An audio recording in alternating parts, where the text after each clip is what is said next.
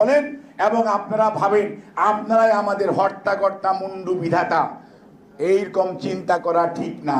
Doctor Yunus সাহেবকে যদি আমরা ধরি, উনি 99.9 আর আপনারা সবাই মিলে 0.01%। কাজে মনে রাখবেন, কেউ ডক্টর ইউনূস হওয়ার চেষ্টা করবেন না। উনার মুখ দিয়ে এখন পর্যন্ত উনি কোনো কথা বলেন নাই। উনার প্রেস সেক্রেটারি বলে, উনার উপদেষ্টা বলে, বিশেষ সহকারী বলে, কতক্ষণ পরে আবার সেটা ডিলিট করে দেয়। মানে আমরা একটা মগের মুল্লুকের মধ্যে পড়ে গেছি। এটা তো হতে পারে না।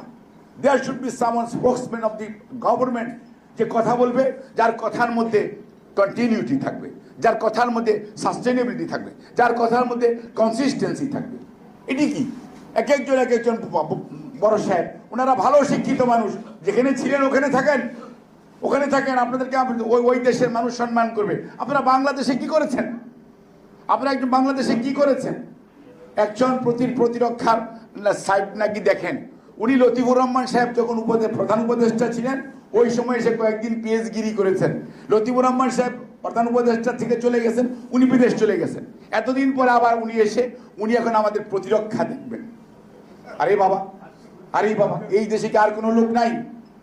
এতদিন বলছেন মানবিক করিডোর, অমুক করিডোর, তমুক করিডোর, এখন বলে কি আমি এগুলি বলি নাই, আমরা আলোচনাই হয় নাই। এই আলোচনাটা আনলেন কেন তাহলে? এই কনফিউশন তৈরি করলেন কেন তাহলে? আপনাদের সম্পর্কে সরকারের সিদ্ধান্তহীনতা, আপনাদের মধ্যে দ্বিচারিতা, এই সমস্ত কথা, এইগুলো তো পতিত আওয়ামী লীগের কাজ। আওয়ামী লীগ যা মুখে বলে করে আরেকটা, এটা আমরা বিশ্বাস করি। বাংলাদেশের মানুষ জানে যে আওয়ামী লীগ মুখে যেটা বলে ওইটা করে না, করবে কিন্তু আরেকটা। আপনারাও শুরু করেছেন তাই। আপনারা যা ইচ্ছা তাই মনে হচ্ছে আপনাদের মানে পৈতৃক সম্পত্তি। বাংলাদেশের ভিতর দিয়ে কেউ যাবে আসবে, আপনারা সিদ্ধান্ত নেবেন। জনগণের কোনো দায় নাই। যেমন পতিত বা পলায়নকৃত স্বৈরাচার করতো, কিন্তু আপনারা এই সমস্ত দায় ইউনূস স্যারের ঘাড়ে চাপাচ্ছেন। আপনারা ইউনূস স্যারকে আপনারা বিতর্কিত করার জন্য এই উপদেষ্টা কাউন্সিলের অনেক সদস্য জড়িত। আজকে কেন আন্দোলন হবে এই উপদেষ্টাদের বিরুদ্ধে? কেন আন্দোলন হবে? কারণ আইন আদালতকে আপনারা বিশ্বাস করেন না। আইন আদালত যখন আপনাদের পক্ষে যায়, শেখ হাসিনার সময় যেমন ছিল তখন খুব ভালো, আপনাদের বিপক্ষে যখন যায় তখন আপনারা ফেসবুকে স্ট্যাটাস দেন। এটি কি? এগুলো তো শেখ হাসিনার মানসিকতা। আপনারা এগুলো করেন কেন? আপনাদের মধ্যে তো আপনারা লেখাপড়া জানা মানুষ, নিজেদেরকে খুব শিক্ষিত মনে করেন, আচরণটা শিক্ষিত মানুষের মতো করেন, তাহলে দেশের মানুষ আশা রাখবে, বিশ্বাস রাখবে। আপনারা এটা কি করছেন? এই দেশের মুক্তিযুদ্ধ হয়েছিল, 30 লক্ষ মা বোন শহীদ হয়েছিল। আমাদের 2 লক্ষ মা বোনের সম্ভ্রমের বিনিময়ে আমাদের স্বাধীনতা অর্জন হয়েছে। এখন মুক্তিযুদ্ধের সেক্টর কমান্ডাররা যদি আইসা বলতো আমরা এখন দেশ চালাবো, কি অবস্থা হইতো? 90-এর যদি খায়রুল কবির, খোকন, আমানুল্লাহ আমানরা বলতো এই দেশ আমরা চালাবো, কি অবস্থা হইতো? 52-র ভাষা আন্দোলনের পরে বরকত, রফিক, জব্বারের আব্বা আম্মা যদি আইসা বলতো আমরা এখন দেশ চালাবো, 69-এর গণ অভ্যুত্থানের পরে যদি আমাদের মাহবুবুল্লাহ ভাইরা বলতো আমরা এখন দেশ চালাবো, তোমরা যাও, কি অবস্থা হইতো? সব সময় আন্দোলন সংগ্রামে ছাত্র জনতা মাঠে থাকে। তার পরবর্তীতে দেশের জনগণ সিদ্ধান্ত নেয় কাদেরকে দেশ পরিচালনার দায়িত্ব দিবে। এখানে উল্টা হলো, আপনারা নিজেরাই নিজেদেরকে এক ঘরে করে ফেললেন। সকল কৃতিত্ব আপনাদের দাবি করে অন্য সবাইকে আপনারা অপমানিত করেছেন।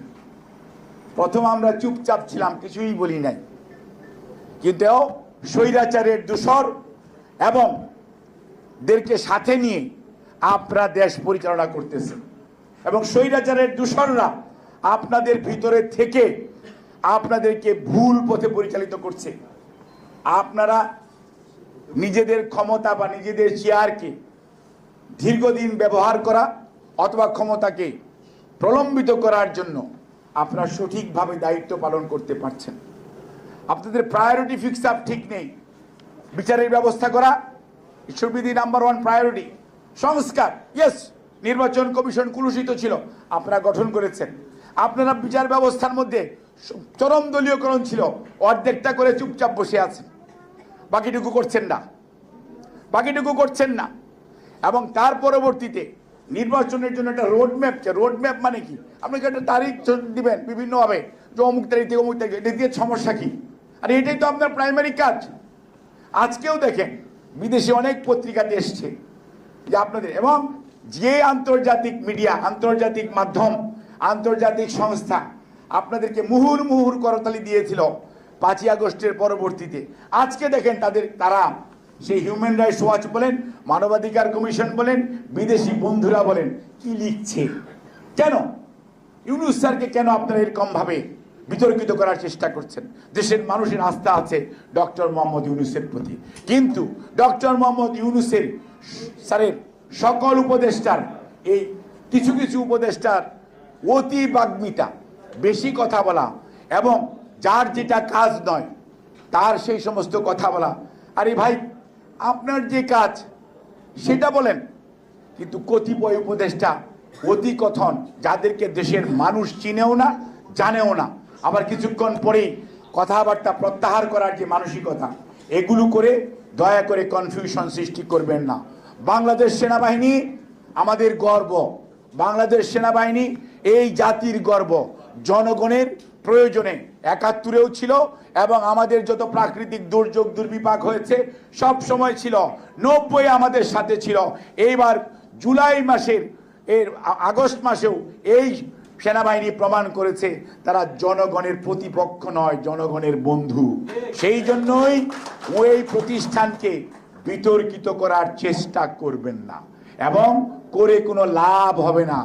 মনে রাখবেন, আপনারাই বিতর্কিত হয়ে যাবেন যারা চেষ্টা করছেন। আপনারা বলেন দাবি করবেন, আরে ভাই দাবি তো কোনো সমস্যা নাই, দাবি তো করাই যায়, দাবি করার সিস্টেম আছে, কোনো কথা নাই, বার্তা নাই।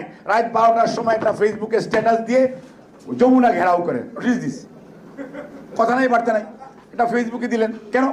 আপনি কোনো দাবি আছে, প্রথম সাংবাদিক সম্মেলন করে বলেন, তারপরে স্মারকলিপি দেন, তারপরে বলেন, সেগুলো তো করেন না। অর্থাৎ আপনারা মনে করেন এই সরকার আপনাদের। অবশ্যই এর জন্য সরকারের কতিপয় ব্যক্তিও দায়ী, কারণ ওনারা কেউ উপদেষ্টা হয়েছেন এবং তারা ক্ষমতা দেখাচ্ছেন। এই যে ক্ষমতা দেখানো, এইটি কিন্তু আল্লাহ রাব্বুল আলামিন পছন্দ করে না। পলায়নকৃত স্বৈরাচার দেখিয়েছিল, টিকে নাই। মনে রাখবেন, ক্ষমতা চিরস্থায়ী নয়। জনগণের পাশে থাকেন, জনগণের মনের ভাষা বুঝতে চেষ্টা করেন, তাহলে জনগণ আদর করবে, ভালোবাসবে, মনে রাখবে, শ্রদ্ধা করবে। সর্বশেষ আখেরেও আপনাদের সুবিধা হবে।